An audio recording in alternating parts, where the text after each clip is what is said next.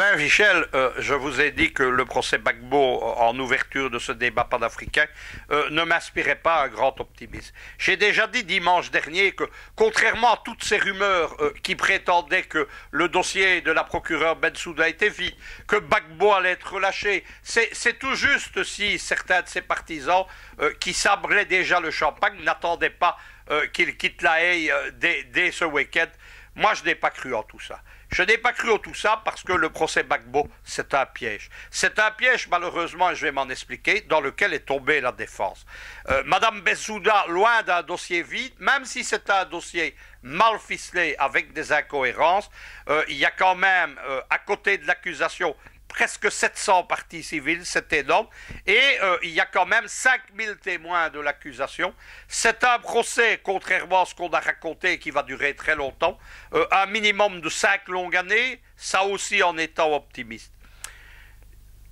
Je vais vous avouer quelque chose, je suis très dubitatif, à la fois dans les commentaires de la presse occidentale, je vois des journalistes notoirement liés au lobby atlantiste, notamment au lobby anti-russe, qui subitement se découvrent commentatrices anti-CPI, tout ça sans la manipulation pour calmer l'opinion publique africaine. Je suis aussi dubitatif lorsque je vois les avocats de Laurent Gbagbo, parce que depuis le début de l'ouverture de la procédure, on n'a vu que des fausses nouvelles, des annonces de libération anticipée, de libération sous condition.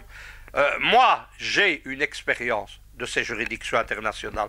J'ai assuré avec Maître Bergès, entre 2000 et 2006, la défense du président yougoslave Slobodan Milosevic.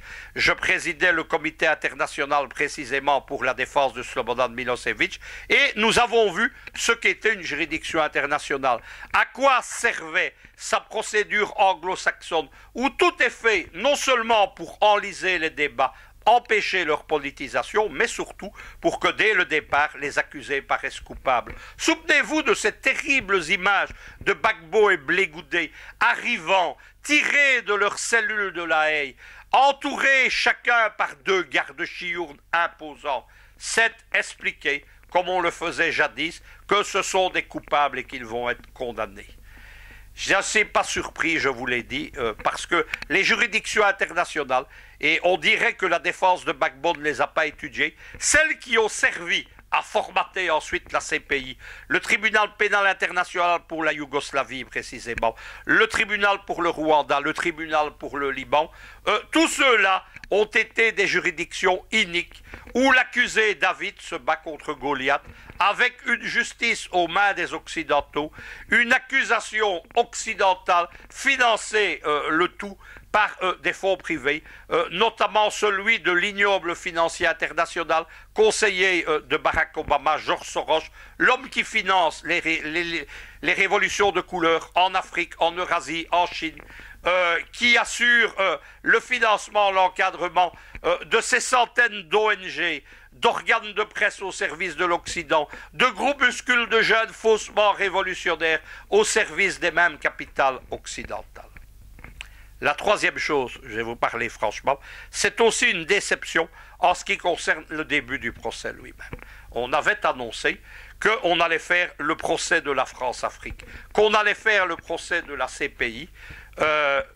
J'avais assisté, moi, au début du procès Milosevic. On avait vu un Milosevic debout, refuser de saluer les juges par leur titre, notamment les présidents, contester la validité et la compétence du tribunal, même si les gardes chiournes l'obligeaient à rester là. Ces avocats, eux, non contents de ne pas plaider, parce qu'on ne plaide pas devant une juridiction qu'on ne reconnaît pas, avaient quitté la salle d'audience immédiatement. À la place, j'ai vu des avocats faire une conférence de presse dans les locaux de la CPI, sur fond de drapeau même de cette cour fantoche que les anglo-saxons appellent Kangaroo Court, ce qui veut tout dire. J'ai vu malheureusement des accusés donner, notamment au juge MacDonald du Monsieur le Président, dire nous reconnaissons, nous comprenons les charges, etc. C'est un mauvais signal pour moi. Je veux quand même terminer, parce qu'il faut quand même dire quelque chose. Ce procès, il peut encore être le procès de la Cour pénale internationale. Mais il doit être le procès de toutes les cours pénales internationales pour tous les accusés africains que l'on veut y déférer. Je suis extrêmement choqué lorsque je vois, notamment des panélistes, dénoncer la CPI lorsqu'il s'agit de Laurent Gbagbo, et au même moment demander qu'on y envoie, par exemple, Soro Ouattara. Je suis extrêmement choqué de tout ça. La CPI, elle doit être refusée pour tout le monde. Moi, je la refuse pour le président Gbagbo. Je la refuse pour le président de l'Assemblée nationale ivoirienne, Guillaume Soro. Je la refuse pour le président Omar El-Béchir. Et je précise qu'aujourd'hui, je suis en désaccord avec le président du Soudan, qui s'est lancé dans une mauvaise alliance géopolitique avec l'Arabie saoudite, qui se bat contre les alliés naturels de l'Afrique, c'est-à-dire la Russie et l'Iran, et qui participe à la sale guerre du Yémen. Et je vais vous ajouter quelque chose. Je suis contre la Cour pénale internationale pour le président du Kenya, Uhuru Kenyatta, et son vice-président Ruth Koy. Et ceci, bien que le régime kényan de Kenyatta soit un des régimes les plus pro-américains de toute l'Afrique, que son pays soit l'une des portes d'entrée de la diplomatie américaine, des multinationales et de l'Africom. La CPI, les Africains doivent la quitter, les 54 États d'un cas. C'est l'avis de Mugabe. Mugabe a raison. C'est l'avis, visiblement, de deux présidents dont on n'a pas parlé, Obiang Bassogo et Idriss Déby Itno du Tchad, qui ont demandé la libération de Gbagbo. Eh bien, il faut aussi qu'on réfléchisse sur une justice africaine. Cette justice africaine, ça ne doit pas être un clone de la CPI. Ça ne doit pas être une caricature de CPI.